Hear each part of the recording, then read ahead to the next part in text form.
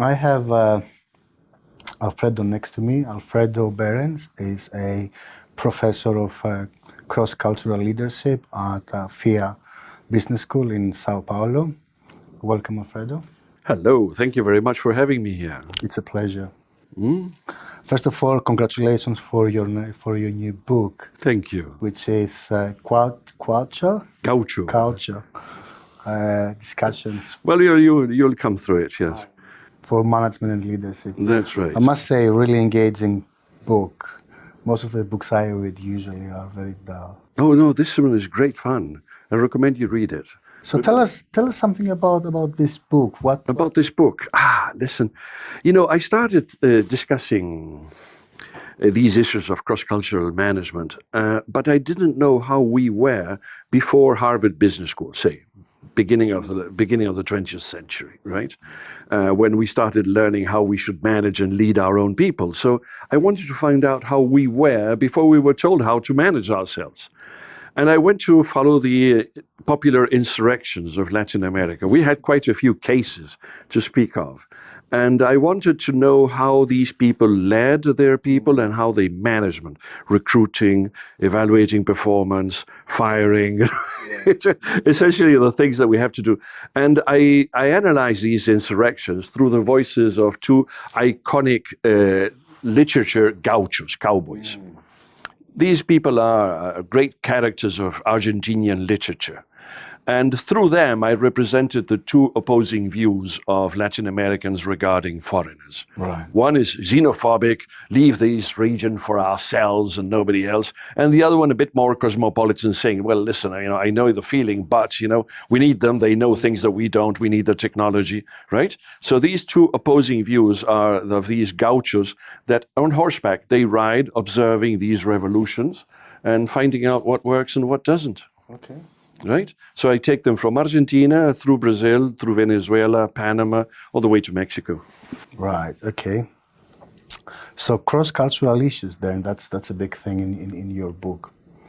Yes, it's the big thing in management, really, in our societies, because you see, the modern sectors of Latin America are mostly brought in through multinationals. Right. And they come with their managerial techniques. But they still have to manage the local people. Right? What makes them tick? And it's not obvious. Okay. Because multinationals usually ask people to work for them when they already speak English. And speaking English means that, your family has had enough money to bring you up into a foreign language.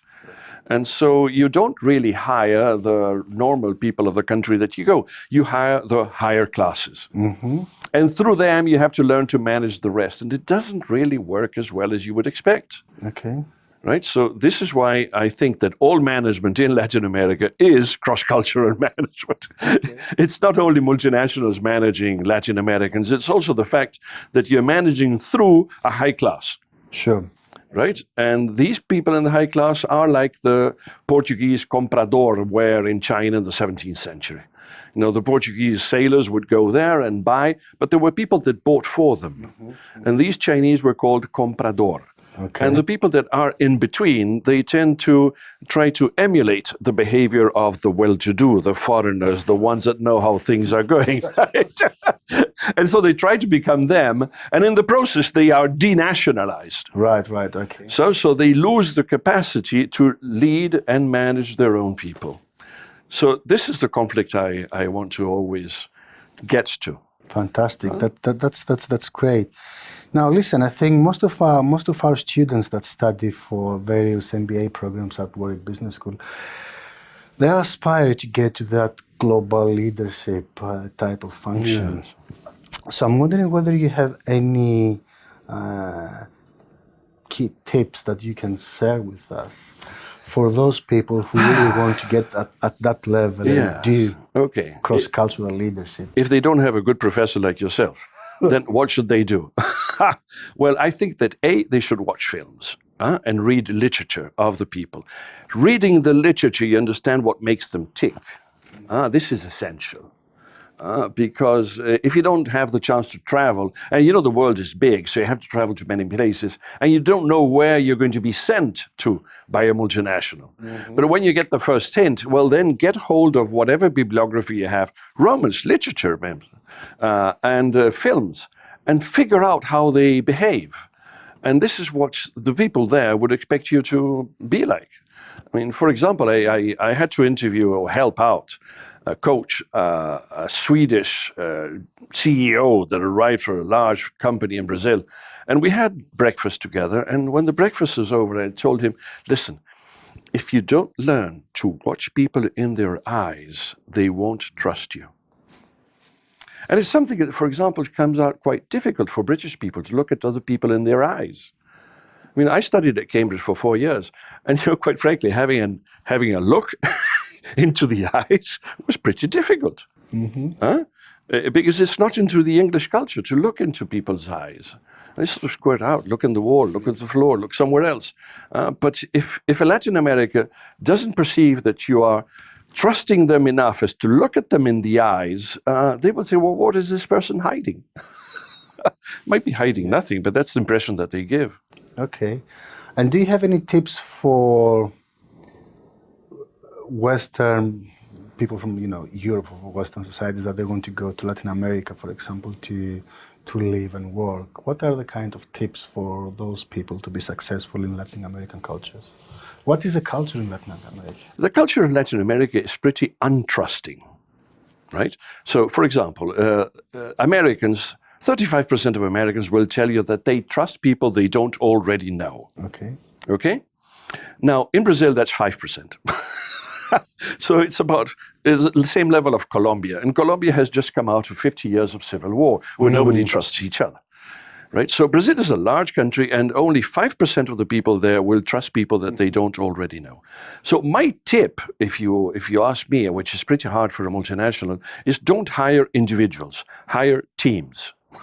Okay, right? What do you mean by that? Because you see, the teams are already made and the people trust each other, so they will be very effective. Okay. So rather than going about and hiring people from the market, this is the best guy I could find for the money that I was willing to pay. Well, quite frankly, you're going to get the best guy, yes, but this person will not be trusted in a team. It will take 6 months or a year. So perhaps the best thing you can do is ask your best people in the company and tell them, do you know somebody who can fill out this job?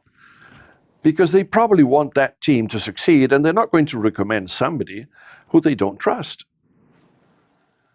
Right? Yeah, so these are tips that are crucial. Sure. American managerial system always asks you to hire from the market because it doesn't matter. You're going to get the best person and this person will work very effectively wherever they want. On the other hand, if you put a best person and he doesn't get trusted, he will not make that team work properly. So that's one tip, but there could be many others. I mean, how long do we have? I think that's a great way to say, actually, really thank you for joining us here today. Oh, thank you. Thank Warwick for asking me here. Hey, it's a pleasure. Fantastic. Thank you very much. Thank you. Thank you very much.